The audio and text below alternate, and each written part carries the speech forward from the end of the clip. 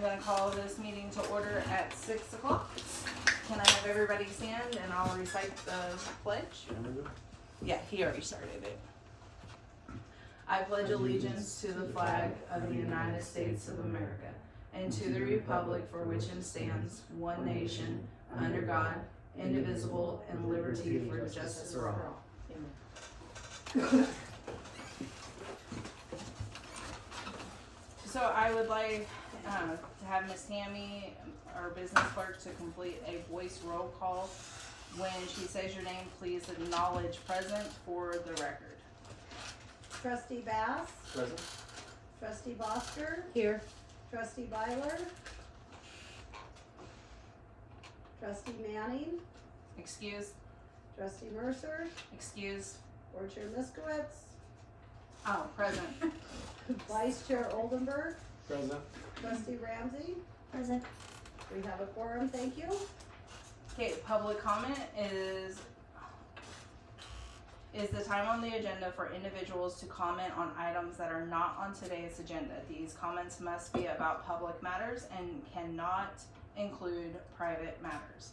I will ask individuals to try to keep their comments to 3 minutes. By law, the district cannot take any action on any matter discussed during this portion of the meeting until such time as the matter is specifically noted on the agenda and the public has been allowed the opportunity to comment. In addition, school policy 1400 states business transacted are limited to that states in the notice of this meeting.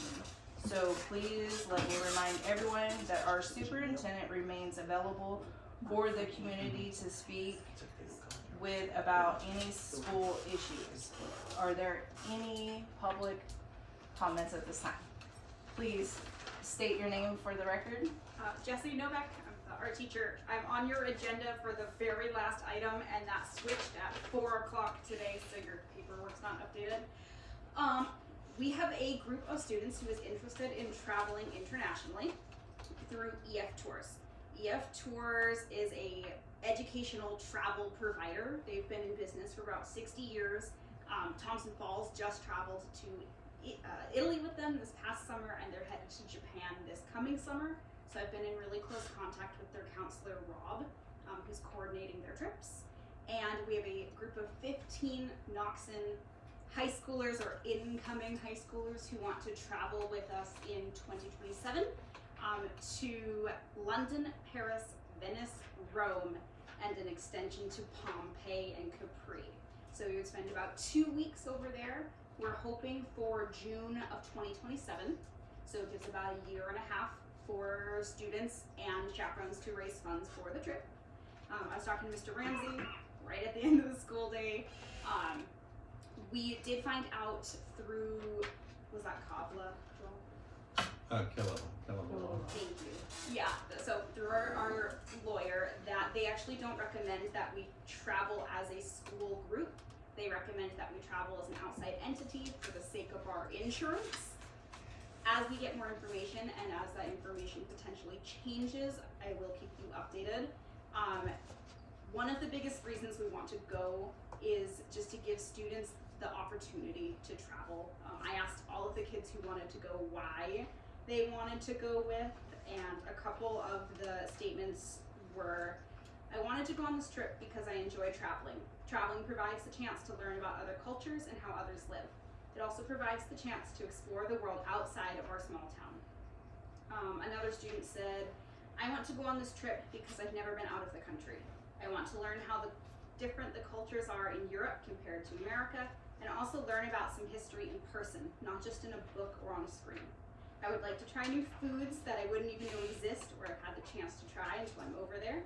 Meeting new people and trying to communicate with people who don't speak English as their first language or at all. I also think seeing how different the buildings are compared to American buildings are, and would love for any support to help travel, learn, and experience these different countries. Those are just a few. I have one from every single student who wants to travel with us. At the moment, we're looking at about $5,500 per student. That would be the responsibility of that student to fundraise. Those fundraisers would not be happening through the school, per legal recommendation, but we would love any support from the community on these fundraisers. That price is rounded up. We would much rather raise a little bit extra money than not enough per student. In that price, that includes airfare to all of these different places. It includes all in-country transportation. It includes breakfast and dinner every single day. It includes all of the hotels and other miscellaneous travel fees. It also includes a full-time guide with us 24/7, as well as local guides. So as we visit different cities and different specific locations, like the Colosseum, for example, or the Louvre, we would have one-on-one translators and guides who are experts in those areas with our group at all times. And that would also help provide like any additional fees that are going to show up throughout the travel process. Students are responsible for getting a passport. That's something that they'll be working on through the end of this school year and early summer. They are required to have a passport book, not just the land travel card. So we're working through that process right now. If you have any questions as we are headed through this, I'm happy to answer them. If they don't come up tonight, feel free to email me or reach out to me through Joel. It's a really exciting process, and we haven't done anything like this before. So a lot of this is us wading through the semantics of international travel for the first time. And if you have any experience with EF Tours, would love to hear your experience. That might be over 3 minutes, but thank you for your time. Thank you. Thank you. Thank you. Anybody else with public comment? Okay, I have spent many hours. state your name for the camera, I'm please. Sarah MacArthur. I'm the music teacher here, K-12 music teacher. Have been for the last 14 years, and I love my job. Thank I you. want to continue to love my job. This year, that has become a challenge for me, and I think that it's worth saying for the board. I love my job. I want to continue to love it. I found issues and challenge in that this year. It hasn't been a major issue, and it seems like the way to address those things, it has to be major for it to be addressed. And maybe it's minor to you, but I love working here.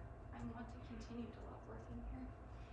And I need some more support in order to do so. As both a teacher and a highly concerned parent. Thank you. Thank you.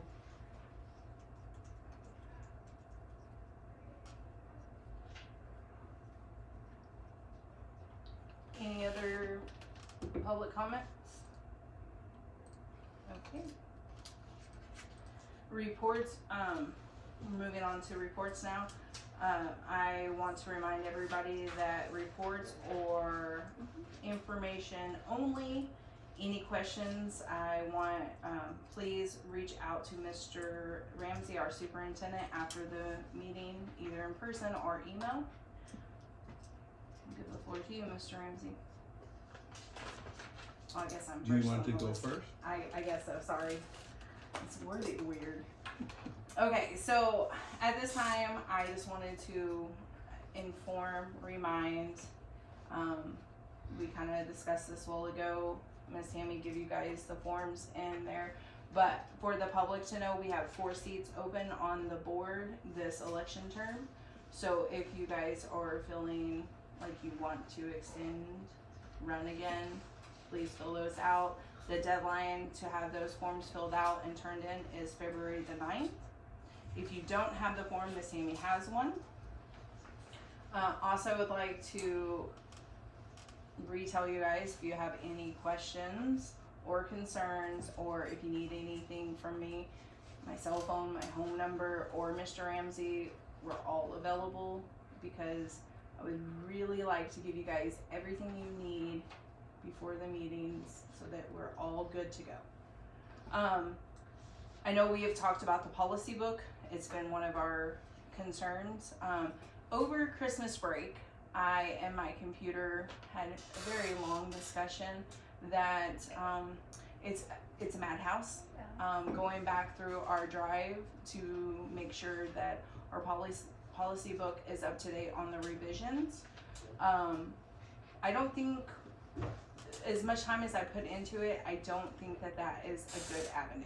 So on one of the many conversations I've had with Keleva over December and January, she is revising hers for all of her clients anyway because of the revisions that she has to by law put out. So she's going to send us those, and then the last revisions that we just did will go and affect the options that we chose in there. So we'll put those in there, and then everybody will get a brand new copy. It'll be given to Mr. Ramsey, and it will be provided on our website. So that way it's more up to date instead of finding policies that no longer exist. Also, I want to take a moment to, Can I ask a question about yes, sir. that? So if we go that route, Mhm. are we going to be certain that all of the policies that the Knoxon School Board has voted on are gonna be reflected accurately? Yes, sir. Okay, thank you. That was my big question to her. Okay. So, Just double check. yes. And like I said, I did spend a majority of the holiday break going through that. So I did actually find very interesting policies. There actually is a policy where we should be evaluating ourselves once a year. It no longer is in our policy book, but it might be something that we want to look into. And I give Mr. Joel the information I found in the drive. So we can talk about that at a later date. But I do want to get you guys, I want to remind you guys that we have lots of events coming up. We have pep band, we have basketball, girls and boys, junior high. Come out and cheer them on. We have BPA is in Kalispell today. Our archery team is in Missoula. Our seniors is having a big fundraiser for their senior all-nighter.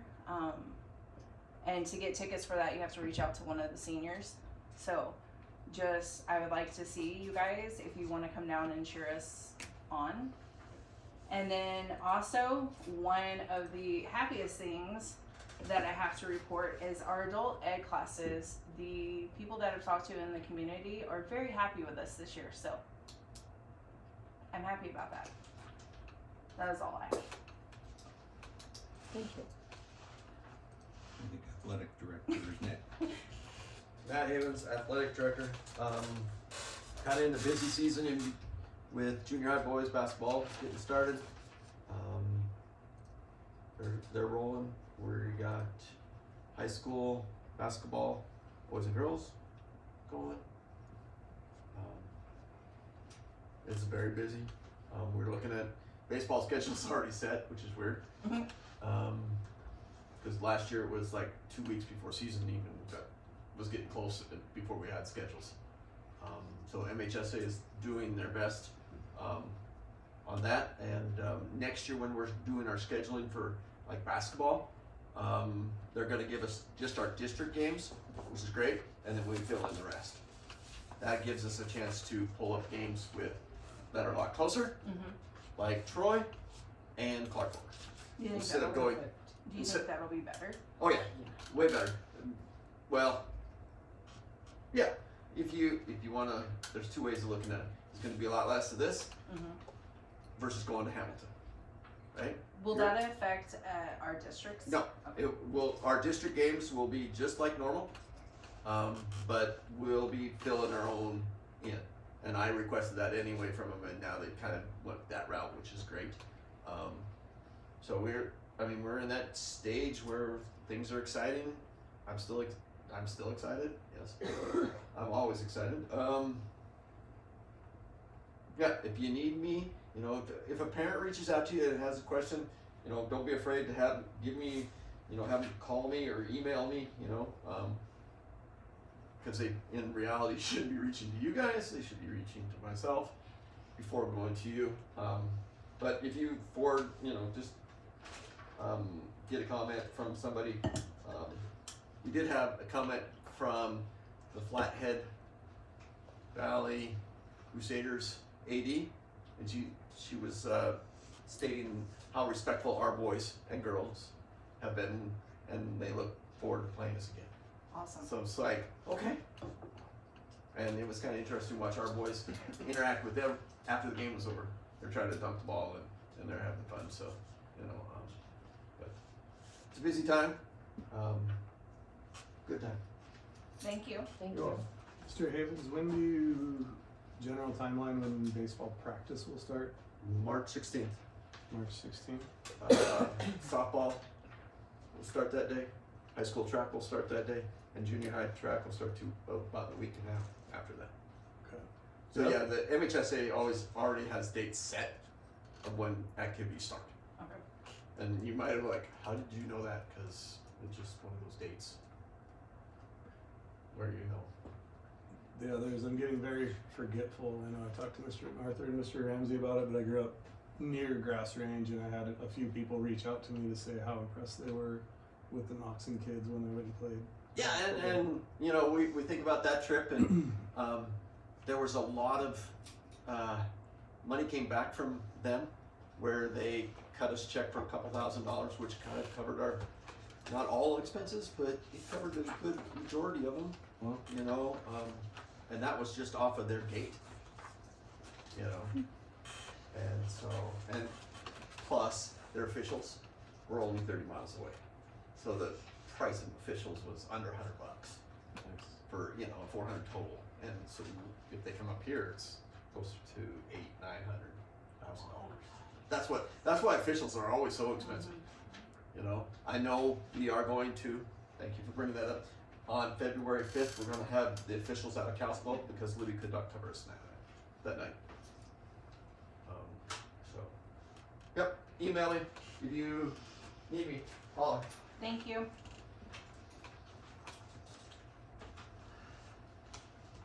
You're welcome. Now it's my turn. Okay. All right, so earlier last week, I sent you guidance around policies 5122, criminal background investigations, and 3655, student protection guidance. That was a guidance document jointly put together by OPI and TSBA and Kelleher Law. That document details some scenarios, primarily in transportation and work-based learning situations, around fingerprinting and background checks of personnel and volunteers and things. Mainly those like I said, those scenarios were around transportation situations and field trips. Teachers will get explicit training on those situations, particularly in the scenario regarding field trips. And all of our volunteers have been fingerprinted, and we're good to go on those. If you notice on our gym, the N on the Knoxon sign is not currently there. The recent windstorms blew it off. We have the N, and we will get it replaced when conditions allow for safely setting up scaffolding on the roof. You put up scaffolding in order to get to that height and get that repair done. But the N will get replaced as soon as it's safe to do so. Our parking lot, snow plowing, our usual snow plow source, we found out right after the snow came, most recently, that person's insurance did not cover him for snow plowing the school parking lot. So we put out a call to him, see if he's gotten that remedied yet. If not, then we will post for snow plowing services. Should know more by the end of this week on being able to do that. In regards to technology, we've put in an order for an additional 7 computers in the computer lab. Those will replace 7 outdated computers, and we were able to pay for those out of REAP funds and flex funds. The REAP fund is money that it goes directly toward things for elementary students. So what this will allow us to do is open up our technology education for elementary students a little bit more. We're at the beginning of stages of how we're going to implement that. Some ideas include expanding the 7-8 tech classes to a full year rather than a semester, or opening up a specials like art, music, and PE for elementary kids. Again, we're just at the beginning stages of having that discussion. Could be either of those, could be neither of those on how we do that. But through the purchase of those computers and using those funds to purchase them, we should be able to open up more technology education for elementary kids. Today we had a wonderful music assembly today. There was a group that was performing, I think it was at the Heron Community Center. And actually Mrs. MacArthur came to me, it was a few weeks ago, and said this group was coming and they wanted to come here and perform for our students. And so they came, and grades 5 through 12 came down to the gym, and they put on a great show and talked about the songwriting process and everything. And Mrs. MacArthur did a great job getting that set up. Adult education began this month. We have 18 classes, which is more than last year's classes. As of night 1, we had 159 participants signed up, and we've added more since then. So I don't have the exact number of participants, but to me it seems like that's quite a lot of participation in adult education. Our most popular classes right now are the yoga offerings, the new class, Pine Needle Baskets, and the homesteading class. And this adult education is just a great opportunity for community to be involved in the school, and for the school to open up to the community. And it's one of my goals toward making the school just a real community hub. So I'm glad to see the expansion of it and the level of participation we're getting in. Montana, statewide, has been awarded a $4 million grant from the U.S. Department of Labor Teacher Apprenticeship Program. The purpose of this grant is to launch the state's first registered teacher apprenticeship program, which is designed to help grow and retain teachers in Montana, particularly in rural communities, by lowering the financial and structural barriers to entering the profession. Some of the details of that program: it would cover apprentices' tuition, books, and required supplies for teacher apprentices. Their apprentices would be paid employees of the district while completing their coursework and classroom experience. They have to remain employed with the district throughout the program, and each apprentice is supported by a mentor teacher. It's a limited statewide program. It's expected to support about 160 apprentices total statewide. Participation in it is not guaranteed in it, even if interest is expressed. And potential candidates fall into kind of one of 3 categories. You either have little or no college experience, they have an associate's degree or about 60 college credits, or they have a bachelor's degree in a non-education field. Okay? So I reached out to our staff today, and 4 of our staff members said that they would be interested in it. So this is kind of reaching out to classified staff or paraprofessionals and other classified staff to see if they would be interested in pursuing teaching as a career, and it gives them an avenue to be able to do that. And I've already got 4 people interested in doing that, so I'll be reaching out to the school administrators in Montana to let them know of the level of interest we have and see if we can get partnered with a university. The university is the one that actually goes and applies for the grant, so we partner with them and help guide those people through the process of becoming certified teachers. So it's a way to grow from within. So I think it's a great opportunity for those. And finally, we've reached the time of year to begin preparing for next school year. I've already begun the master schedule building process.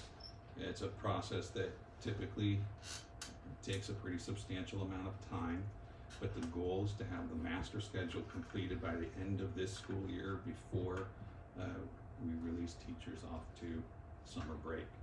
I think it's really important that they have an idea of what they're doing before they leave and not just right before the school year starts. In your board packets, I put in a copy of policy 2100 covering the school year calendar. Policy 2100 states that subject to Montana law and any applicable collective bargaining agreement covering the employment of affected employees, the trustees shall set the number of hours in a school term, the length of the school day, and the number of school days in a school week. At this point, it's my strong recommendation that we make no changes to that in regards to number of days or whether we want to keep it an alternating 5-day, 4-day, all of that. We don't want to make any changes on that at this point. In the CBA, Article 10 outlines the process of developing the calendar to bring to the board for approval. Article 10, Section 1, the school calendar shall be approved by the Board of Trustees. In Article 10, Section 2, the NEA will nominate a calendar committee to work with administration on setting up a school calendar for the following year. I've already spoken with the association president, who will be asking for volunteers from the union to be part of that calendar committee, which will then work with me to develop a calendar, which I will bring to you. The goal is to bring it to our regularly scheduled March meeting for approval. So we'll be looking at that. In addition, there have been recent changes to policy 2100 that call for certain commemorative days to be recognized in accordance with Montana's House Bill 591, and it's included here. Most of those commemorative days occur in the fall, but the next upcoming ones are Lincoln's birthday on February 12th and Washington's birthday on February 22. And what we put together for those commemorative days I will include in my report in the March meeting.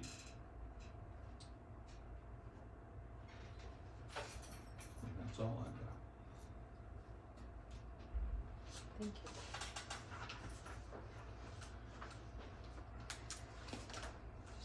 Yep, sorry, you guys.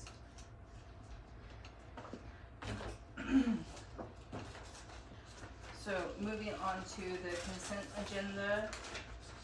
To expedite business, the board approves the use of consent agenda, which includes these items considered in routine in nature. So that would make, can I get a motion for item 4 through A through C? I make a motion to approve consent agenda A through D. A through C. Oh, A through C. Second. Public discussion. Minutes, student Activity. report, activity reports and payroll and claims. Okay, board discussion. We're just having to do D separate because it's elementary, right? Yes. Okay. Everything looked good to me. No question. Well, I have a couple of questions. Oh, good. Okay, so Ms. Cammy, what is Net Support Incorporated? That is a technology support support program that Mrs. Gruppenhoff uses in her high school computer lab. It is an annual fee. I checked with her to make sure she still uses it, and her response was every day. Okay. Well, it just didn't For a look, set amount of student license and stuff. okay, cause it didn't look to be that huge, but I didn't know if it was covered by something But else. it is still being used. I always check with teachers for things like that to make sure it is still being utilized, and yes, it is. Okay. And I see that we replaced our commercial washing machines and for our gym.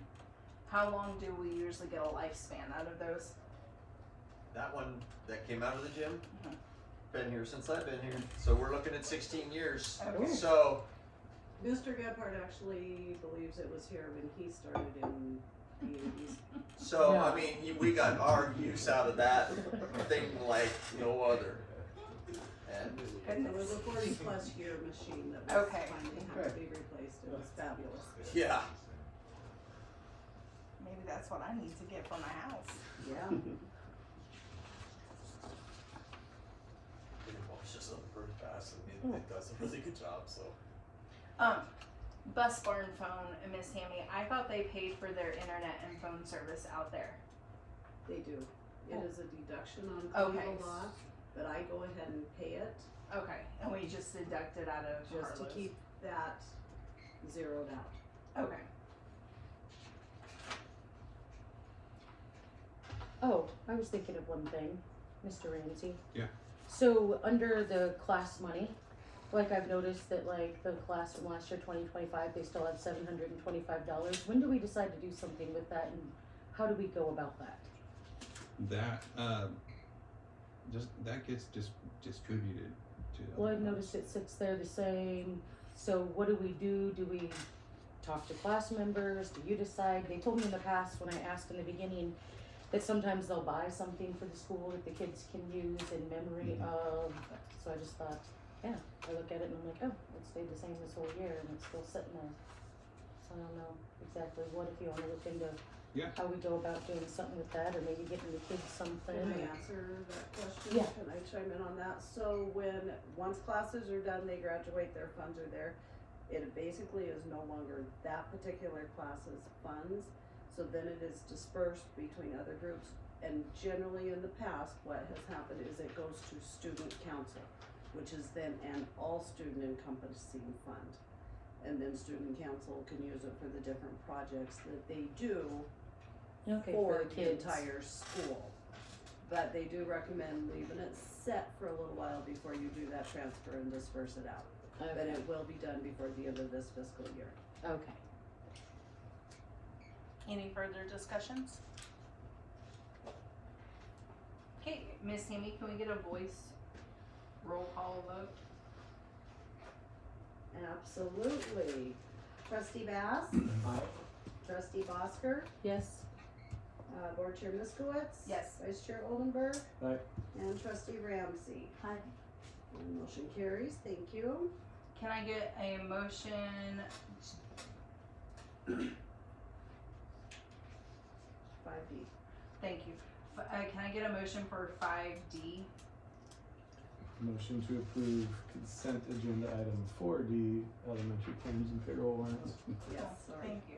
second. No problem. Public discussion? Board discussion? Miss Tammy, can I get a voice vote with Trout Creek trustees sustaining? Abstaining, absolutely. Trustee Bass? Aye. Trustee Bosker? Yes, And Vice Chair Oldenburg? Aye.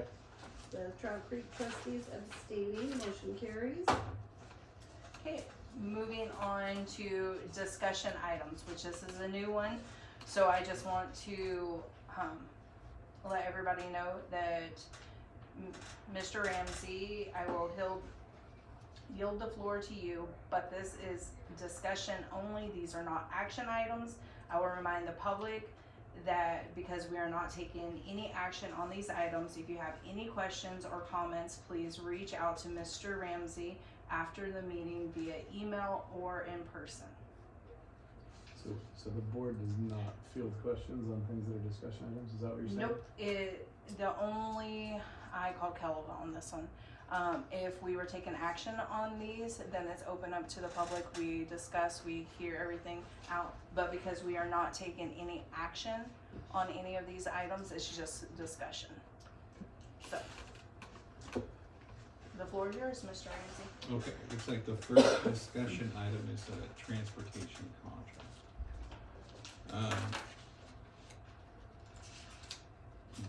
Board Chair Misko has asked for this part, Yes. this one to be on there. I think that you've got some information. I do.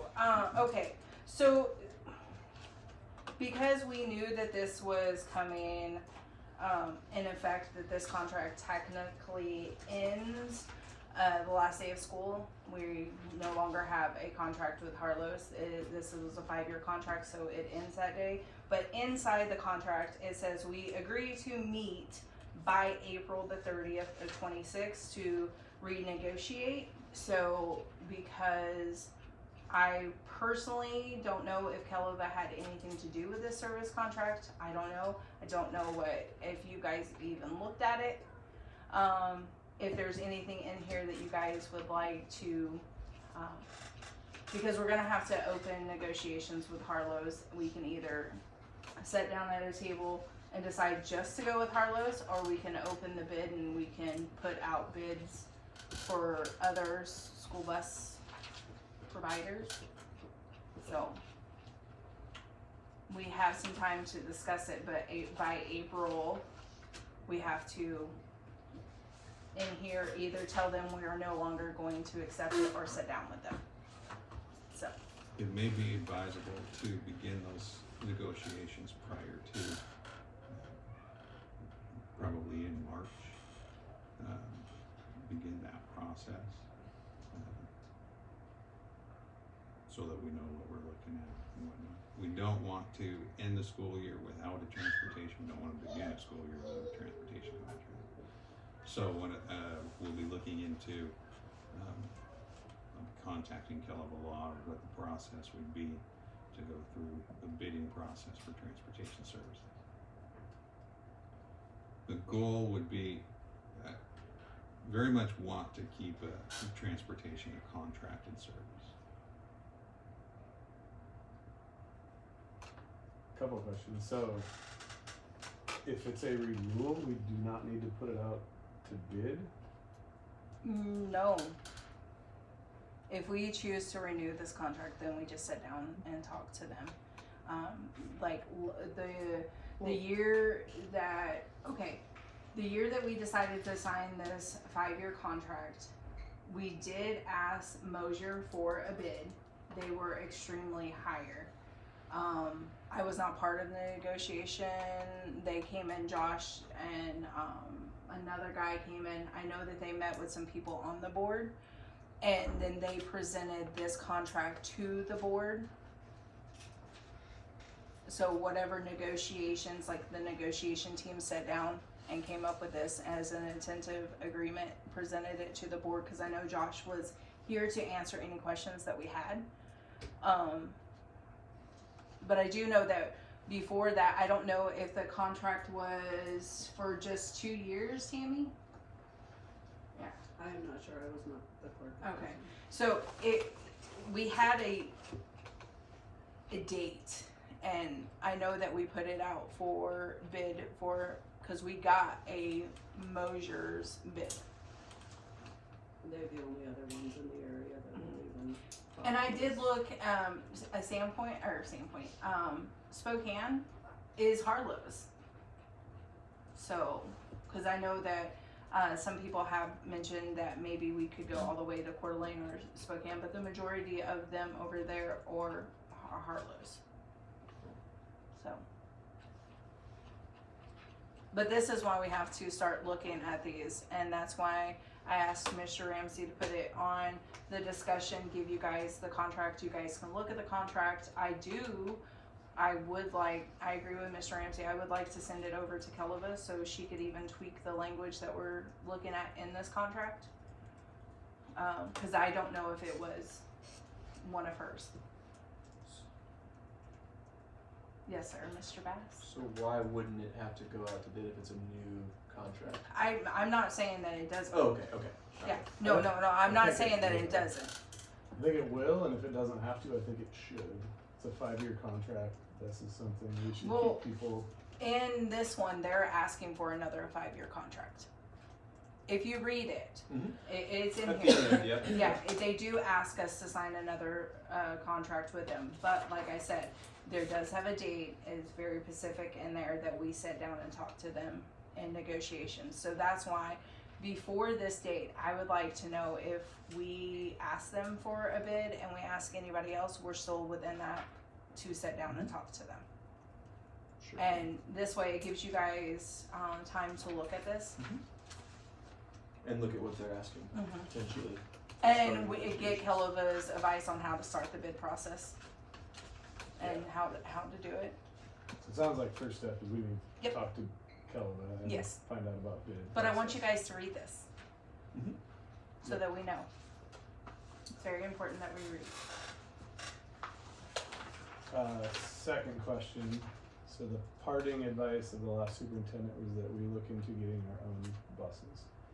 Should put looked into it a lot of the time. I think there's some big pros and some big cons, and sounds like your advice is to not go that Is route. to not go that route, because we're then responsible for all bus maintenance with it as well. Whereas if we contract, they're responsible for the bus maintenance. Is one of the biggest reasons.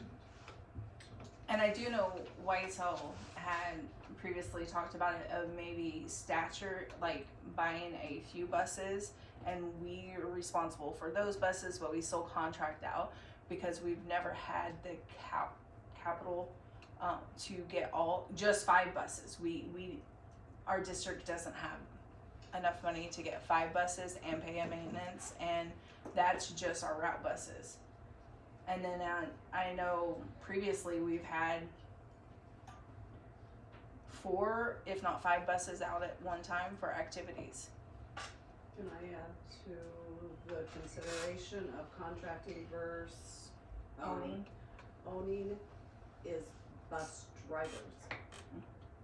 When there is a shortage of bus drivers, Harlow's has to send somebody from somewhere else to cover the routes, the activity. Because bus drivers are at a shortage. We are all employees. If any of us are out for a medical reason, like, I don't know how long, a couple of months this fall, they had to send somebody down from Libby to cover one of the regular routes daily and put them up in a hotel and stuff. We would not have had an option of another driver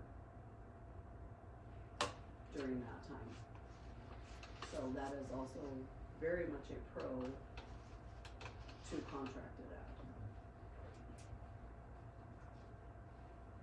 Unless everybody wants to jump in and become CBL bus drivers.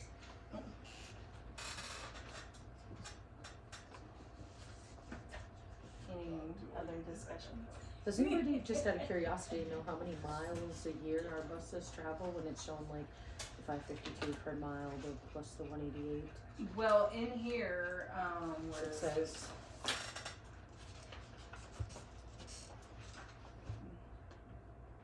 See, on page 4 of 7, it does break it down somewhat in there, like it says activity yeah, buses I was wondering per how- mile, We pay for 414 miles thank you. a day for route buses. And 414.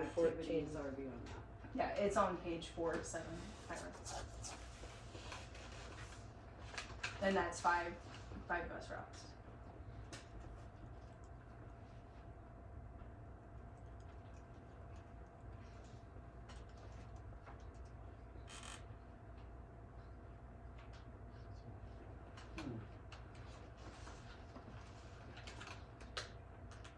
So, would this contract be negotiated with Trustee Byler?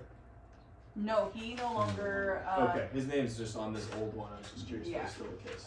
no, when you are a sitting trustee, you cannot have any financial gain. So, Cool. And I don't believe he was a trustee at the time when No. this Okay, got it. contract was signed with him.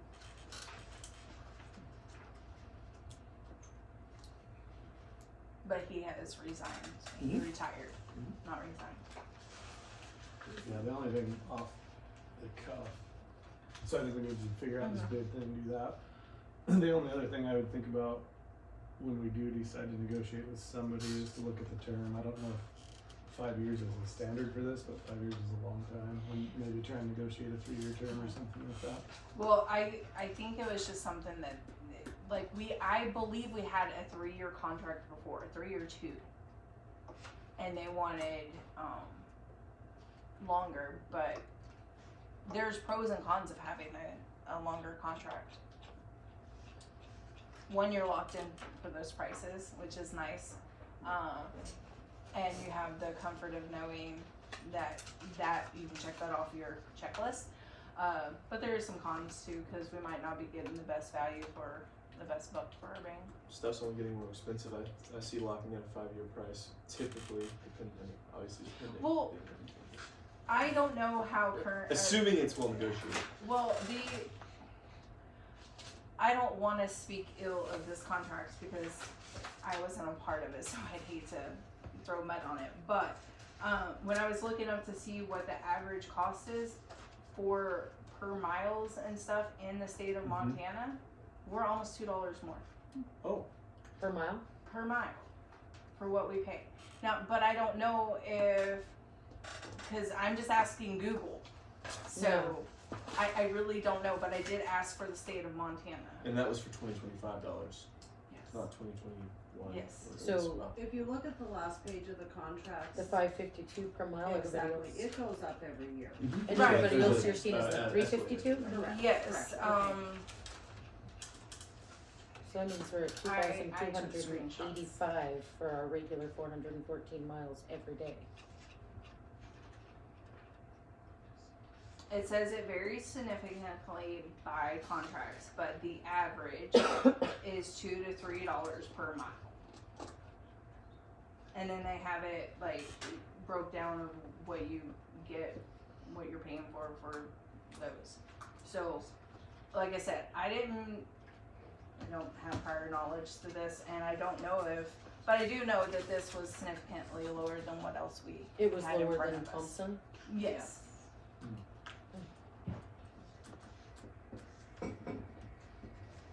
Yeah, I think I'll have thoughts when we get there. Cause there's things like instead of a blanket 3%, you can, there are some standards for inflation that you could use or something, but honestly, I think because part of it too, to Will's point, sometimes you get a good deal and you lock in at a lower rate and inflation does more than what's anticipated. Right. Even at that 2%. Other times, if they're savvy, they're gonna use some anticipated future rate that we may not ever achieve, and we could have done it cheaper with shorter term contracts. So anyway, this is all And future for discussion. the record, Harlow's has done really good. Like when we needed extra buses, because I know it says 5 route buses, but during COVID, I do know that they didn't charge us for the extra buses. Am I correct, Tammy? It's just part of the mileage. Okay. We paid for the mileage, and that's why the 414 got locked in at. Okay. So Because I we had mean, 6 routes at that yeah. time. So, but I do think that we should get Kellogg's advice on the wording of this contract, how we can, where she would recommend, and legitimately give us the bid process. And that was another one on the reports I was going to tell you guys. She is going to send us over because we need to start talking about the roof bid. I do not have any guidance whatsoever to give the board to do that the right way, so she is going to give us that. So I anticipate when she gets back, she was traveling today, so when she gets back, we should have that to start moving forward on getting that checklist done. Thank you for being out ahead of the bus. Yes. I'm trying No, to, for sure. Yeah. Well, trying. ahead of the bus contract. Summer is fastly approaching. This year has gone really fast, and I know that we'd like to lock down the contract and have them here as fast as we can as soon as school gets out in case we run into any issues. So, but Floor's back to you, Mr. Ramsey. Okay, next discussion item is annual trustee school visit protocol. I have copies of this up here as well as the applicable policies for any public that want to take a look at it. I also have extra copies of the policy 2100 I referenced in my report there for the public if they would like that as well. So this is the policy authority around annual trustee school visits is policy 1240 and 1520. In policy 1240, it states each trustee shall visit every school building at least once per year to examine its management conditions and needs.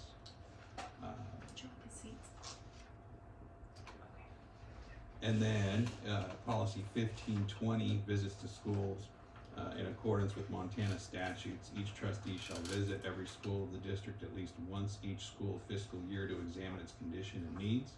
As a courtesy, individual board members interested in visiting schools should make arrangements for visitations through the principals of the various schools. Such visits shall be regarded as informal expressions of interest in school affairs and not as inspections or visits for supervisory or administrative purposes. And since trustees are obligated to come and visit the school on these annual school visits each year, I felt it was proactive to put together a protocol and a checklist for each of those visits. The nature of those visits would be observational and informational only. They are not inspections, evaluations, or supervisory activities. Visits shall be scheduled through the superintendent or building principal. Trustees will notify administration of the date, time, and purpose of the visit. Administration may recommend timing. Administration may recommend timing or locations to minimize disruption. Number of trustees per visit. This would be to protect a quorum laws, an open meeting law. No more than 2 trustees should visit at the same time. And this applies regardless of whether discussion is planned. So with our board, the quorum is 5. Fewer than 5 may technically avoid a quorum. We want to discourage even the appearance of a walking quorum. So limiting visits to 2 trustees provides the strongest legal and ethical safeguard. Trustees will not be bringing you into classrooms during those visits. It would be, you don't want to disrupt the educational environment of the classroom. And we also want to continue to build a culture of trust and cohesiveness with our teaching staff and our classified staff. So will not be bringing trustees into classrooms during those visits. The appropriate focus area would primarily be on facility condition and maintenance needs, safety and accessibility, space utilization, cleanliness and general climate, infrastructure needs. It's a facilities visit. We're coming in and looking at the facilities and what is needed. And here in another discussion item, we're going to go over what some of those are. Trustees may share general observations with the superintendent, but any concerns should be framed as questions or information, not directives. Board discussion or action may occur only at a properly noticed board meeting. And the whole purpose of having a protocol like this is for transparency, building trust and professionalism with school staff and amongst the board. So, when you would like to start scheduling those meetings, those visits, feel free to contact me, and we can begin to schedule those. I do think it's important that you see the school in its operation, but again, I just want to reiterate, we would not be visiting classrooms. And I would like to take a moment to remind everybody that we will be in our official capacity as a board member walking the hallway, so 1520 policy is in place.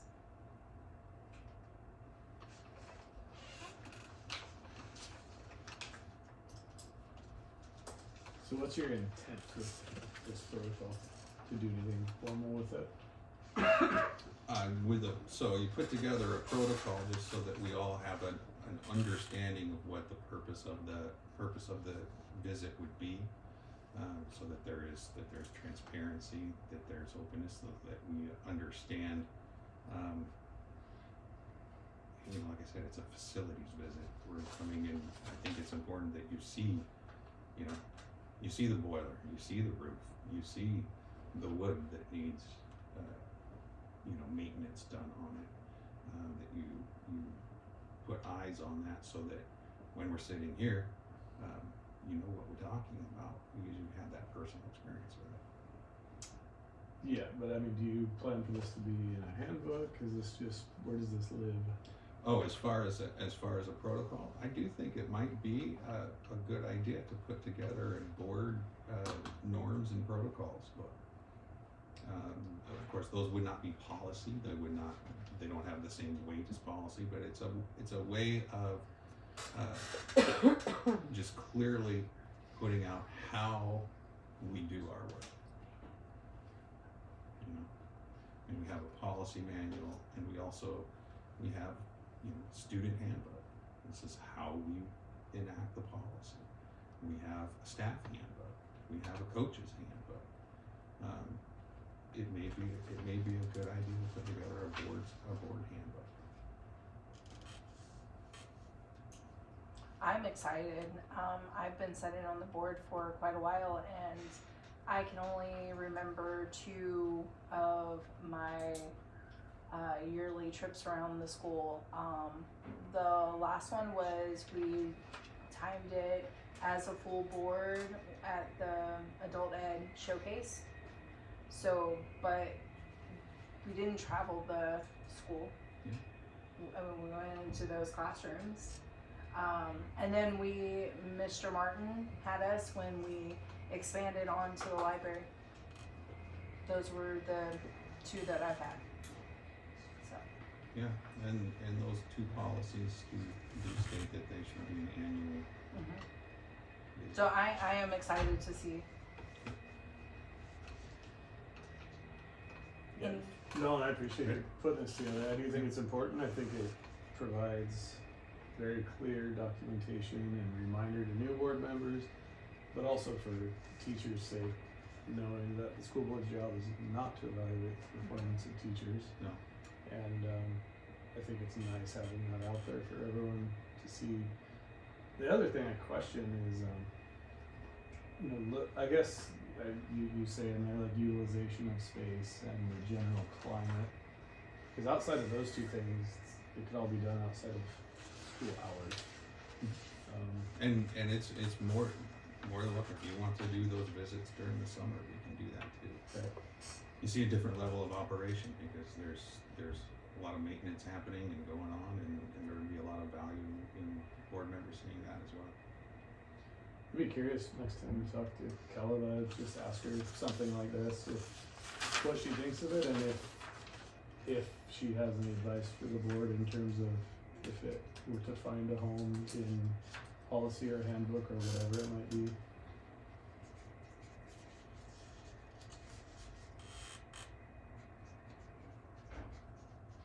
But thanks for putting it together. Yeah, you bet.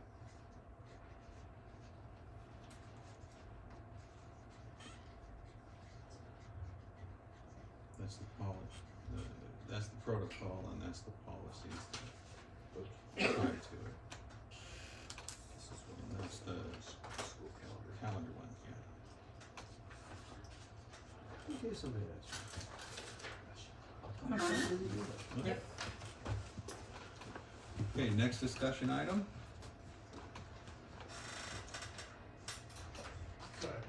Okay, He's just running to the restroom. He'll be back in 2 minutes. should we wait for him to return? No, we're doing discussion, and he has it in front of him. So. Okay. The next discussion item is the Dean of Students job description. And this was sent over from Kelleville Law. Mm-hmm. And this is one avenue of administrative structure that we may explore. And so think at the last meeting, I think Amber provided a copy of this for all the board members. By Yeah. chance, did you tweak this one? I have not touched this, but I do want to talk about what I would touch on. Okay. Let me get my highlighter. In my experience, a dean of students is there's other names for it in the education field. One would be like a teacher on special assignment or TOSA. It's a dean of students is typically a person who is a teacher who takes on limited administrative roles. Okay. So on this particular job description, the first thing that I would scratch completely off of it would be the section of instructional supervision. Okay. So the idea of adding a dean of students position would be essentially a person to add on, to take on student supervision, attendance, most student discipline situations, student achievement, work on safety committee and those sorts of things. So on this particular job description, the first qualification says valid Montana administrator certification. I think that there's a way that it can be done without that. Without an administrator certificate, especially if we go the route of calling it a teacher on special assignment, TOSA. And if we did take away the instructions of supervision, they wouldn't have to have the administration. They wouldn't have to. So instructional supervision on this job description is, supervise and evaluate certificated and classified staff. That's the job of an administrator, right? So a dean of students would not take on that role, but it would just be another way to. Do you have an extra copy of this? It's okay. That's I've the read one it. that I did not make a copy of. That's okay. So my version that I downloaded is in Mandarin, so we might want to look into that. Right. So we don't. Thank you. You download a version in Mandarin. That's fantastic. I didn't know you were bilingual. Full So of again, surprise. and this is just discussion and this is just information. It might be a route that we decide that we want to go as far as administrative personnel structure. So why, It may not. would you like to discuss this item by item like you're doing right now? Cause I have a question Yeah, no, in where we're at. Yeah, go ahead. So if we were to open this up for Noxon, cause I know Noxon, we're only talking about Noxon. So if we were to do that, do you think there's value in having just a certified teacher in this position so we could grow within our own instead of getting somebody from the outside with accredited? I do think that there's value in that. Okay. Because the next one was experience as secondary administration preferred, and I would like to open it up to all of our staff. Yes, I would too. And speaking of that, if we were to go this route, that we have to have a conversation with the union about it because Right. we'd be adding a position and so they definitely have to be brought into that conversation. We cannot do anything without them on it. Absolutely. So Now, would we, if we were to sit down with the NEA, would it be like negotiations where it's like three of us sitting and having those open conversations and then tentatively agreeing on something and bringing it back to the full board and then taking it back to the full NEA? it could look like that. Okay. It could look like that. I think however they would want to go about it, Okay. I think I'd be open to just having that conversation with her.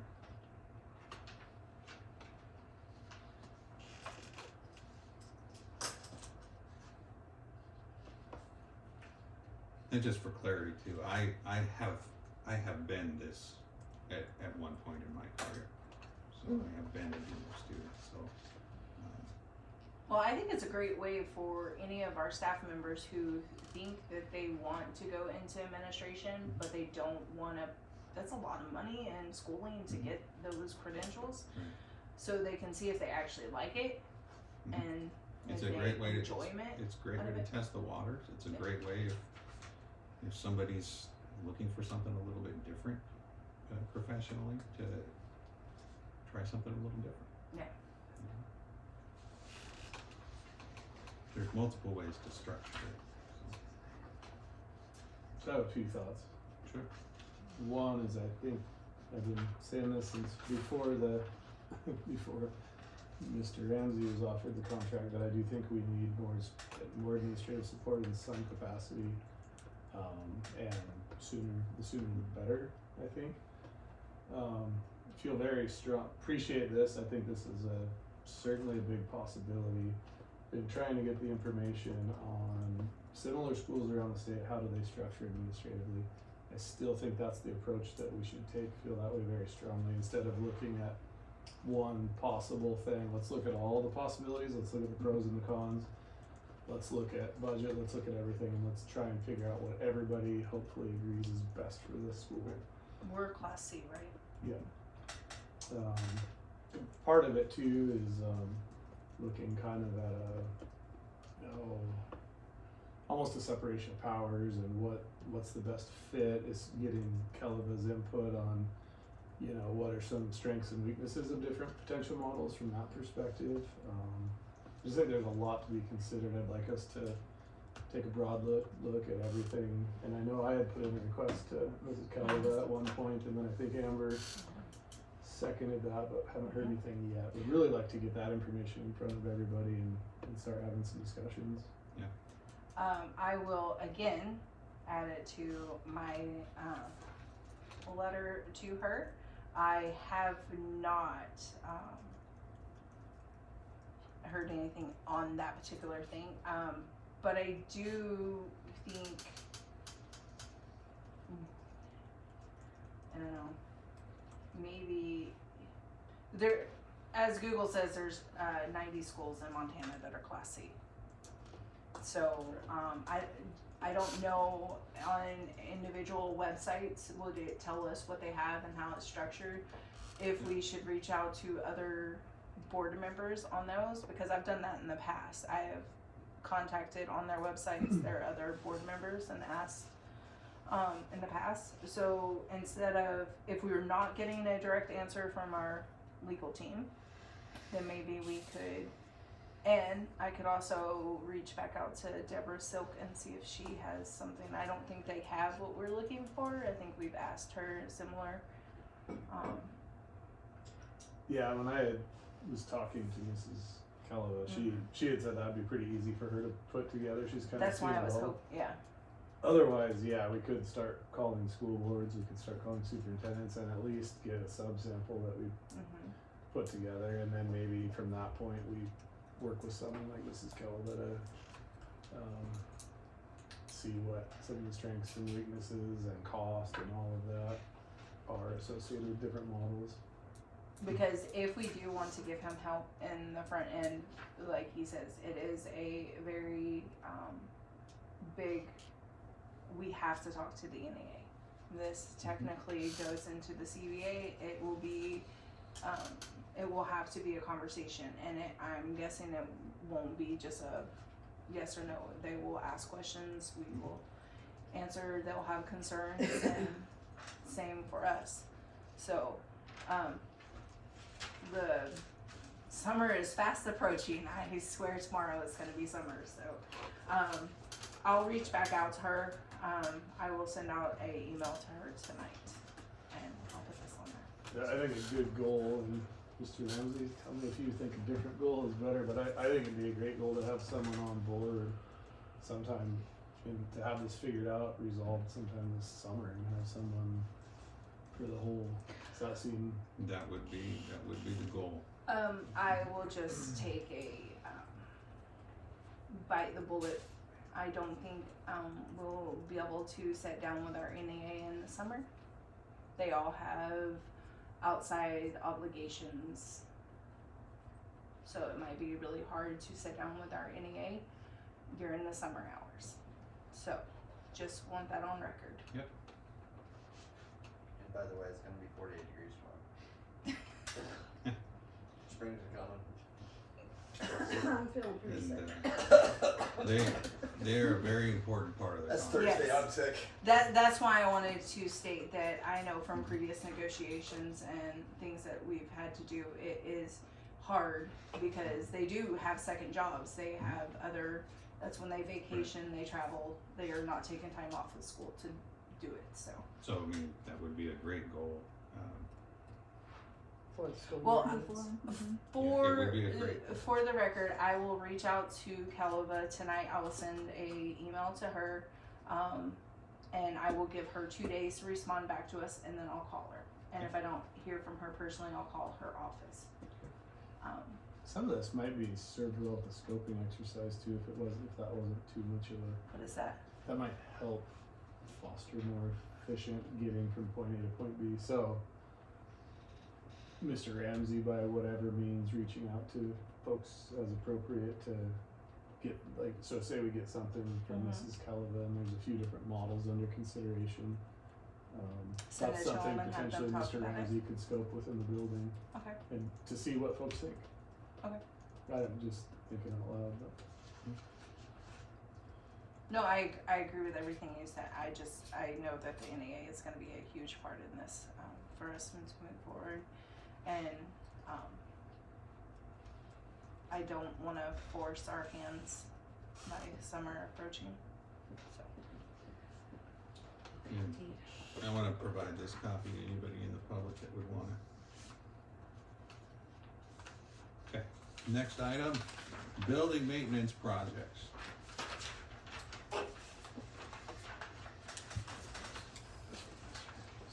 oh, that's Miss Tammy's.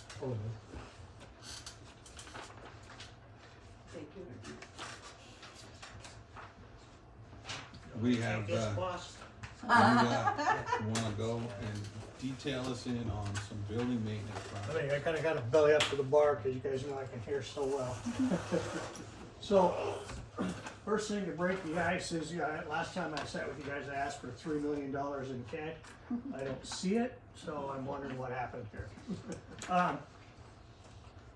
Some things, I would break this kind of down into things that we absolutely need to do, some things that we should do, and some things that we need to look at in the future here. So on that first one, the high school septic system, it lies in the square right here on the other side. We're starting to have to force feed that. It goes into alarm a couple of times a week. So I brought the septic guy in. This is a pressure system, very similar to the one that's up on the hill. Not near as big. We're not talking about $32,000 pumps in this one. But what we need to do with this system out here is we need to bring an excavator in, dig up all 10 lines that are out there, and then have the guys come in from, I think it's Bozeman, and clean those 10 lines. I think this system out here has been in here about as long as the one on the hill. The one on the hill was pretty compacted. I think, and maybe the possibility is that we need to replace a pump out there. And that's, so all of those things, I'm thinking we're looking at one side or the other of 10,000. I am working with the septic guy that did our hill up here to try to get tacked down a price on that for absolute. And of course it'll never be absolute because we don't know what happens when we dig in the ground out here. Dig up somebody. The roof. We're gonna start that process on the roof bids. I called Huntsman, was that it? Headwaters out of Heron. He said that he would help us do a bid spec, and so I'm working on that with, and I haven't, either one of these guys have gotten back with me, but those are the two things that we should do if we can this year. The elementary roof, and we must do the septic system. So is Huntsman a person that would want to bid on the work? Pardon? Is Huntsman a person that would want to bid on the work? I think so. So if that's the case, It's we what he should does. probably find someone else to do the spec. Well, Keleva, from my understanding from talking to her about the bid process, she might have somebody that will come in and do the bid. Okay. Yeah, we're gonna need a third party if that person wants to bid on it. Right. But I'm not 100% comfortable saying that yes, that's exactly what she'll do. But I know that she was gonna send it over to us Okay, because so she does recommend that we get it. just to give you guys a couple of numbers that I have, he was talking in the neighborhood of $100,000 on this Mhm. roof out here. Yep. And then the other bid was, TMC, do you remember what, that bid was closer to $250,000. And the difference is in the amount of work that they're gonna do. I think one of them's basically overlay the roof, And the of other us one report. is insulate and build up the roof. Energy savings, but, you know, another $100,000. Cost-wise, that's pretty steep, I mean, but, and that bid's over 5 years old, so. Yeah. Tammy, the Or that sum look of at the it. building reserves is right at 210 or so. Is that accurate? Yes. Yeah. This So anyway, is that's- budgeted building And I'm not giving you any hard figures here, cause I just don't know, but I'm throwing in what I do know is that the elementary roof is right there between 150 or 100 and 250,000, depending on what all we wanna do to the thing. So our elementary heat system, there is an air compressor. And to understand this is that air compressor makes all of the heaters work in all of the elementary. For some reason, that's how the system was designed. Their heaters are Herman Nelson's and they require air to operate. So that air compressor's probably been there since 1984. I don't know that it's ever been replaced, but we need to think about replacing it. I'm thinking that somewhere gonna be around 5,000. An air compressor, a good commercial air compressor is running about 3, 4, 5,000. But we have to build some kind of a system to get it up there. I don't know if they set it up there before they built this wall out here, but Where is it? we gotta pull, it's right up here in, if you walked out that door, well, if you walk into the teacher's lounge, there's a hole in the ceiling. That's where All it's of at. that stuff, all the heating for the elementary's up there. Along with that is, if you wanna give me that 3 million now, I'll go ahead and get the elementary heaters replaced and we won't have to have the air compressor. But I'll need about 700,000. Okay, I don't see that happening. And that's probably a pretty close guess on what it'd take to replace the heaters in the elementary, at which sometime you are going to be looking at. Mhm. Okay, the hot water tank in that same area, it is a recirculating system up there. So if you go to the elementary in 6th grade, you turn the water on, it's hot down there. It's the only place in the building that has hot water, all of elementary. It's so nice for all the teachers down there. Anyway, that heater is starting to leak. Where? I don't know. I think I've talked about this before, but I'll have to get you, at some time I'll get you a cost on that because I simply don't know that yet. Once again, Chris Nyland, the guy that does the septic system, he is interested in these projects for us. And he does a good job, licensed, insured, and I trust him with everything. But eventually we're gonna have to replace that water heater, and it's a recirculating system. So it's not like I go up there with the water heater out of Home Depot and throw it in there. The thing's about that big around and plumbed into all 1.5-inch pipe with recirculating pumps and the whole 9 yards on it. So it's a little bit involved up there. Is it leaking? Yes, it leaks into a tray and goes into a drain. And if the drain messes up, it takes the ceiling out of the teacher's lounge, which I personally replaced 3 times now. Jeremy's done it once. Walk-in cooler. This thing has also been with us forever, and it's so old that it actually is cooled by water. My estimate is, or our estimate when we were doing the system out here, is it's running about 2,000 gallons a week through the system to keep the compressor cool Mhm. for the walk-in cooler. Now, not the freezer. But that puts an extra 2,000 gallons There you of go. water. Yeah, a week goes through the system and up onto the hill. once again, Chris said he was interested in this. I have Apollo, the folks that fixed the freezer for us out of Spokane. They were here. They are also looking at it, but they haven't gotten back to me in about a month and a half. And so I jingled it again on Monday, yesterday, Today. Friday, while we weren't doing anything here. I called these guys to try to get them back in our loop, and I still haven't heard anything back from them. I suppose, I think I'm guessing on that project is gonna be another 10 grand or so. Because I looked at one of these, basically like that for my system, which is pretty much like the system we have. That air compressor, or that compressor only was about $5,500. So by the time we pay the guys to come out from Spokane, install that thing, I think we're gonna be probably pressing 10. If they just have to replace the air compressor. If anybody's got people that you know that do this stuff, get with me. But yeah, that would help us not send a couple of thousand gallons of water a week up on that hill that we were paying. I mean, that was an expensive fix. Those pumps are expensive out there. How's our drain filled when we're adding that much into our drain field? Yeah, well, it hasn't started to run down the hill yet, so where they were digging, so I think we're still good. Okay. I'm worried about this one out here, but then we have things like, those right there are some things that we need to be taking a serious look at on that first half of the page there. All of that, so you guys don't have that page, huh? Yes. Oh, okay. That stuff, we need to be taking a serious look at getting that done. Again, the kitchen cooler's working. You know, if it went for months, that's just, if we had a water meter in here, we'd be looking at that real serious. But we don't, so. Floor finishing, that is already quoted this year at $39.98. I think that's what that says. I should put my glasses on. That's gonna happen. Now, that's every year we do that. So it hasn't gone up bad. I think the first time it's probably gone up about $900 since I've been here, so. Am I guessing on that pretty I close? think only about 400. It's always been, I think I this think the is- first this bid is I the saw was same like as from 29 or last something, year. so Yeah. maybe a grand. Now we keep refinishing it.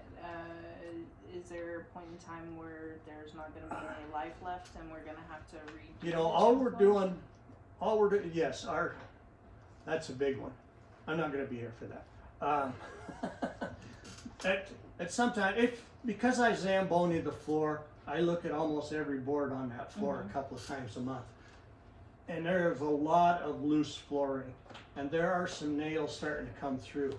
Now, the finish that goes on right now is simply they just mar it and put another 10 gallons of ethyl methyl nasty on it to make it shine like that. They're not really knocking it down to the wood. Okay. So I don't know when the last time that was done. I would say you probably got a couple more times that you can get away with that.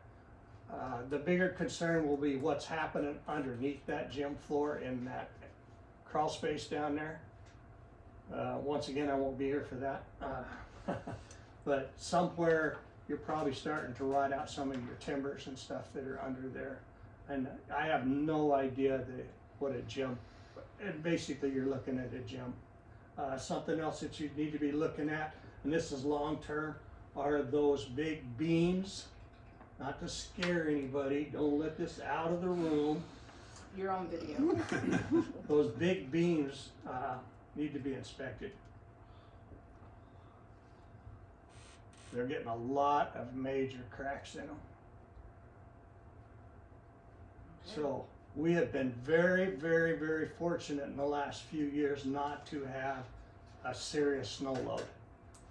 I think we're gonna escape again this year on that, but I would say somewhere you guys should have some, a person, the same person that's gonna do the foundation on the elementary. Yeah, I still got phone calls out. Expect that. So does the state have people that do inspections like that?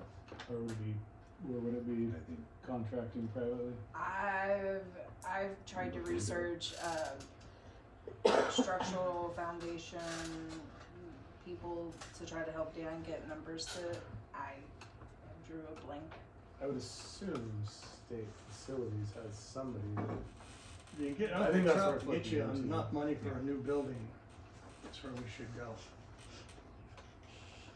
Crow's Nest, the announcer's booth. Somewhere in our very near future, we need to replace that before the thing collapses down into the ground that it's sitting on. So, I mean, obviously we can do things to it. We can get it by forever or for a while, but it really does need to be replaced. You can get by, keep getting by. I mean, cause it's used so little, you'd hate to put too much money into it. I mean, we have put money into it and. It's just, As long as it's safe. it served us well. I mean, it's been Safe. around for a while. Yeah. But at some point, You you're said gonna need. something about the gym floor, I was trying to get in, but when we did it, they said they got 2 more all the way down to the wood times. That's what So- I thought. And I won't be here for that, so, you know, you're looking Is at. everybody jumping ship? Everybody's decided to retire. Well, I mean, you look at it and that's probably 15, 20 years out. Oh, okay. so we Yeah. don't, Maybe we retire. refinish annually, but they only take it down to the wood every 10 They years or so, basically 5 just years. rough up, We they took it sand down off once that in 16 shine. years, one time, Okay. so. I was thinking like 2 years you were retiring. But when Dan did say something, I haven't been underneath for many years, but it's the underneath part that we have to start worrying about. Okay. Yeah. That'll be where it goes Okay. bad, so. Yeah, those things probably need to be looked at by some kind of person that's in the know. Because there is getting to be a lot of loose flooring on that floor, on that gym floor, so. Pretty soon they'll be coming up with the ball. The things that we do on a regular basis around here, the parking lot was done in 25. We probably don't need to look at that this year, but again, preferably next year or the year after. The reason that we want to keep doing this is as long as we've got decent pavement out there, if we can keep the water from going in the cracks in the pavement, our pavement will last a long time. If we let the water get under that and starts freezing, we'll start lifting our pavement and we'll have potholes. So while it's a pretty good expense, I think it's one that as a group, you guys need to keep after that. Do we need to reseal it this year and paint the I lines? think we probably don't need to this year. Okay.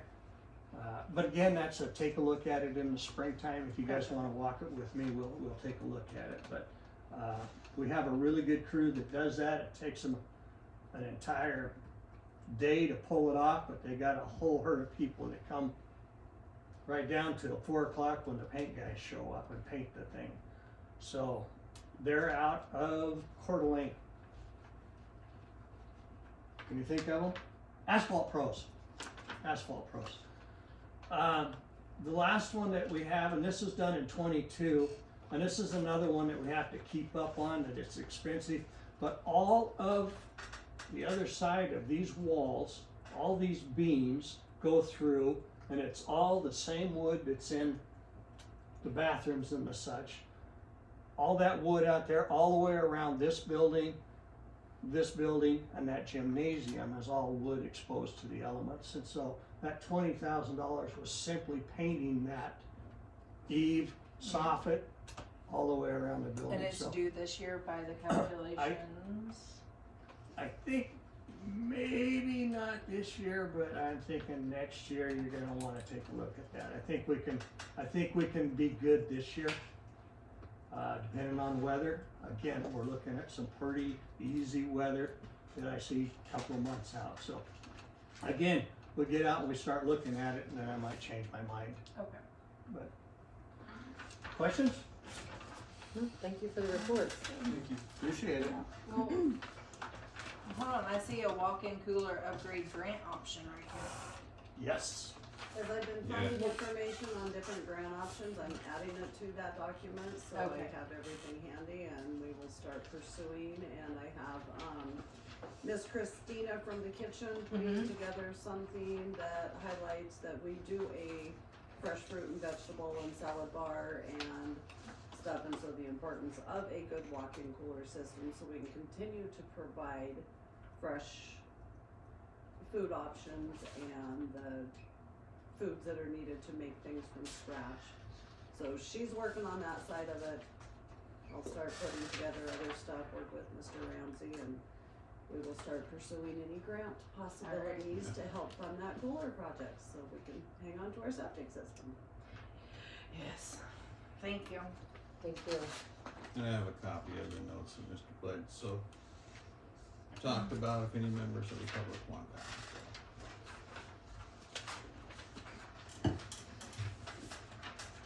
Thank you, Mr. Bledsoe.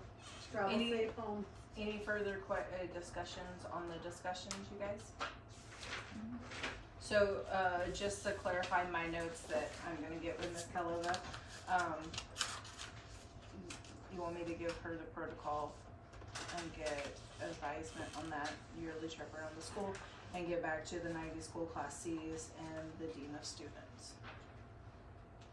Yeah, no, I think that would be great. I just wanna, if I don't take notes, then I'll forget and it won't get done. Okay, moving on to item 6, new business.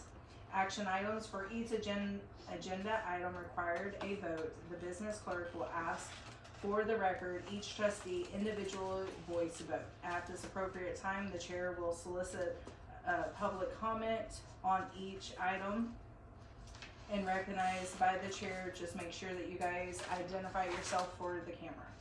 So item 6A, can I get a motion to consider approval of the resolution requesting county conducted elections? A motion to consider approval of resolution requesting county conduct elections. Can I get a second? Second. Public comment at this time? Or discussion? And just to give you guys reference, this is, if you wanna look it back up, it is in Title 1320 of the Montana Code Annotate and the district policy 1111.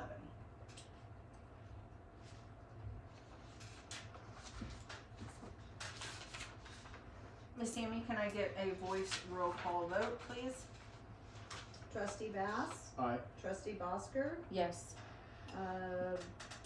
trustee, or Chair Miskowitz, Aye. Vice Chair Oldenburg, Aye.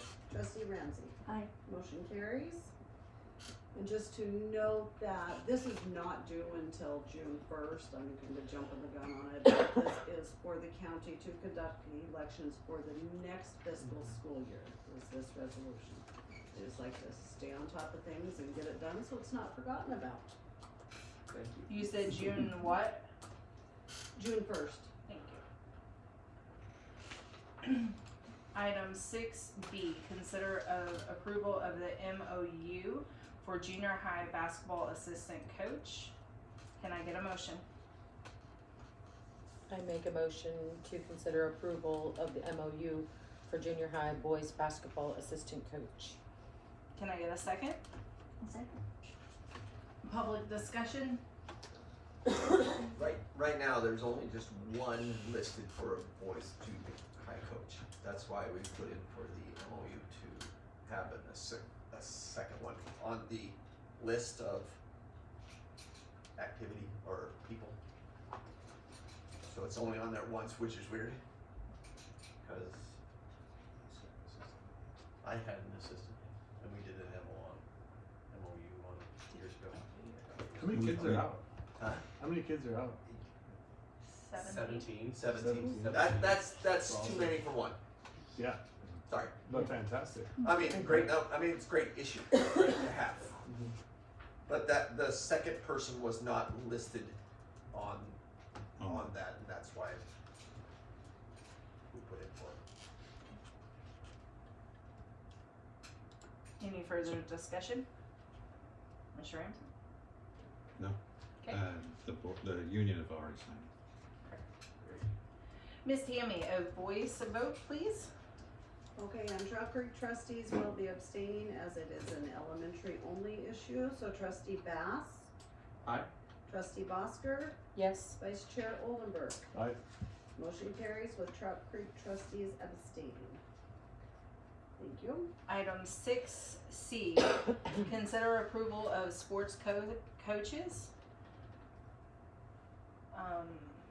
Can I get a motion? Do we want to do individual or do we want to? I did separate them from item 6C, 1 through 4 is all high school, 5 and 6 is junior high, so they will, Trout Creek was the same. So if I can get a motion from 6C, 1 through 4, if you guys want to join them all together. A motion to consider the approval of coaches 1 through 4. I second. Public discussion? Board discussion. Looks good. These are all returning, correct? Yes.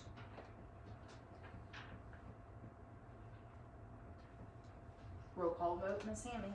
Trustee Bass, Aye. Trustee Bosker, Yes. Board Chair Miskowitz, Yes. Vice Chair Oldenburg, Aye. Trustee Ramsey. Aye. Motion carries. Thank you. And now can I get a motion for items 6C, 5 through 6? Are we just doing 5? Since we No, On item 6, we've had one applicant for the junior high boys basketball assistant coach, Cameron. Which did not close until Friday, so I did not get it changed and get a name on there. So can we vote on that tonight? Well, just approve the MOU Okay. to be able to do that. Yes. Because the position is on there, even though we didn't know for sure who it would be at that time. Okay. and the close date was Friday, so. The only question I have is the public doesn't get to know beforehand who said person was. That was my only question. We didn't know until Oh, Friday. when the position closed. It's Cameron. Mr. Cameron, can you please pronounce say your last name? Cameron Blair. Thank you. Blair, yeah. Okay. Yes. The only thing that's playing in my brain is we had an agenda a couple years ago that we changed a position and that superintendent made us remove it. Were we just being cautious? This is a different one because the date didn't close until Friday, so we wouldn't have known the name anyway. And we had to approve the MOU before we could hire it anyway. So I'm asking you guys. If the position was closed Yeah. Friday, then nobody else can put in, right? And only one put it. And only one put in. No one's getting The short only, changed. Mr. Cameron, the reason why I'm asking and phrasing it this way is if this gets vetoed back to me, we'll have to do a special board meeting to reapprove you, but you will be prorated your pay as the same. Yeah. So I just want to clear that up for you. Yeah, I Okay. understand. Not that anybody is saying anything bad, I it's completely- just no, It's you're- the legal. technicalities. I think we are okay on it, Okay. because the position is listed as an agenda action item. Okay, If we find out differently, then we can do a special board meeting meeting.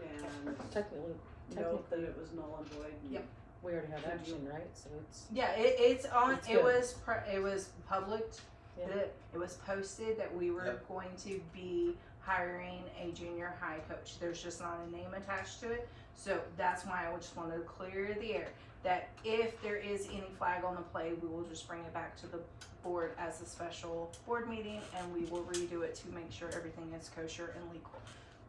But I do agree that because the way it was, the closing date, we're still good, but I'm not a lawyer. So, can I please have a motion? Right. Yes, sir. And are we already through required background checks, all the Yeah, normal it's stuff? pending- All that stuff pending being back. written back out track. All that. So this one would be worded as still pending? Yeah. Yes. Okay. Yeah, I think we should do it, and I think you Mhm. consult Via and see Mhm. if it's valid or if we need to reconvene. Okay, That would be my suggestion. so everybody's clear. Okay, so can I please get a motion for item 6C, item 5 and 6? Motion to approve sports coaches, agenda item 6C, numbers 5 and 6. A second.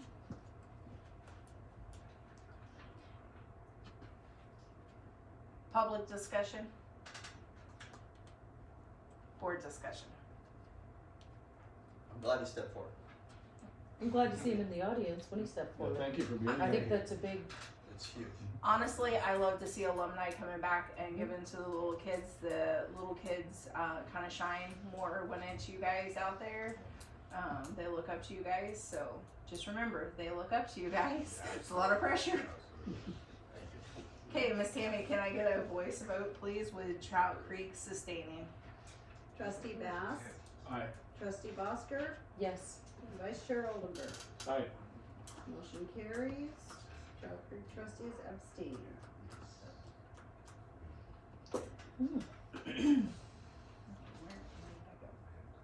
Okay, item 6D, consider approval of out-of-state travel. We need to remove our club from there, but we do have elementary field trip. Can I get a motion to approve out-of-state travel for elementary field trip? I motion to consider approval of out of state travel for elementary field trip. Can I get a second? A second. Public comment? Board discussion? Mr. Ramsey, can you, The elementary field trip, they're going to Museum in Sandpoint, Second grade. second grade. Is it second and third? and Maybe second and third. This is the annual trip that they do to the. all of our Sandpoint Museum. volunteers or chaperones volunteers, are fingerprinted, ready to go? Yeah. Okay. I just know that there's a change in that law, so I just wanna make sure that our volunteer and I don't know if we have parent chaperones or any. Their background checked as They're, well. We are doing everybody. Thank you. You're welcome. Okay, so can I get a voice vote with Trout Creek sustaining? Trustee Bass, Aye. trustee Bosker, Yes. vice chair Oldenburg. Aye. Motion carries. Trout Creek abstaining. Okay, moving on to, yes, sir. Sorry, Jen, real quick. If I come volunteer in a classroom, do I have to get background checked now? Yes. Interesting. So I it's not just unsupervised anymore. Nope. I have, Everybody. just for the record, for the Yeah, I board better go do to know this, I've done finger checked and backgrounds because I come and volunteer for the PTO and I volunteer with Miss Robin to help with moving the kids for picture day and stuff. So how do I initiate that? You go up to the sheriff's department and you get a fingerprint card. You get fingerprinted. For You $11. Bring me the card. I fill out the rest of the information and send it off. And if you want an extra card, for whatever purposes you would like, it's an extra $3. You got an extra card. No, but I thought about it. Just in case. Yeah, not a bad idea. But just for the record, that everybody does know, even if we want to come and volunteer or help in our kids' classrooms, we need to do a background and fingerprinted. So, Should trustees have that?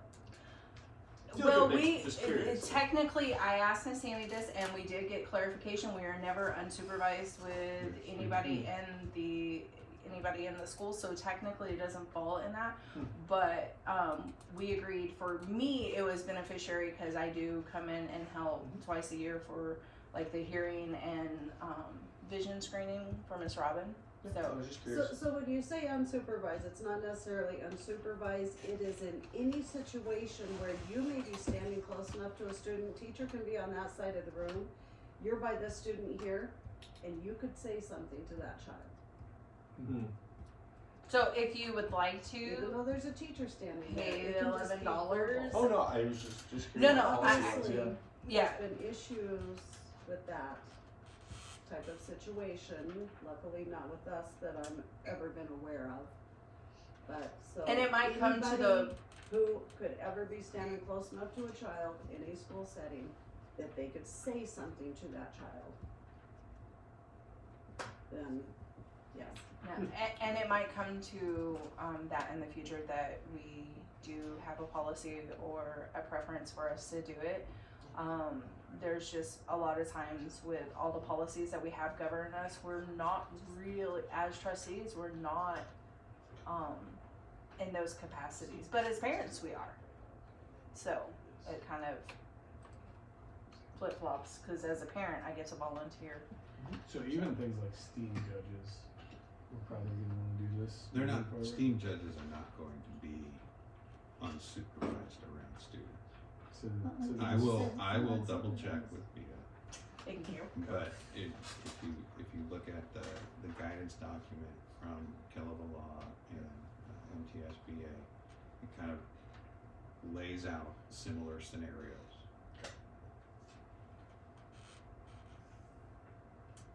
it's hard enough to get volunteers. Yeah. I mean, it's important, I'm not Right. trying to downplay it, but No, but you're right, and it does put another restraint on it, because if we didn't find out now and STEAM came up and then our volunteers that were gonna be the judges can't do it because we have this, that, It's not a big deal. yeah, so. Okay, item 6E, consider approval of elementary out of district enrollments. None? No? High school out of district enrollment, None? okay, I didn't think I seen any, but I wasn't for sure. Yeah. Okay, at this moment, I would like to take a 5-minute break. Ms. Ramsey, before we do the 5-minute break, are you, for the record, for the record, we're going to continue on 6G, superintendent evaluation. Under accordance section 2-3-203 MCA, he has right to his privacy. Mr. Ramsey, at this time, would you like to have open or closed session? Close, please. Okay, I would like to take a 5-minute break. And And then then- I'm recusing myself. Yes, ma'am. And for the public, we are asking you guys to, if you guys wanna stay, but you have to stay in the I hallway. have a and paper for you to, I don't know how long you have. sign them. And thank you, Ms. Okay, we are exiting an executive session at 9:50. A brief summary of the evaluation is there is no motion, there is no action taken. And did you want to open negotiation? No, I wanna honor the evaluation as its own process. Okay. And allow board members time to reflect, before going into any kind of negotiations. Okay, so the evaluation has been done January the 12th and exited, or at 7:50 and exited at 9:50. And the summary is we evaluated Mr. Joel Ramsey as the superintendent and principal. Okay, can I get a motion to adjourn? Motion to adjourn. Thank you.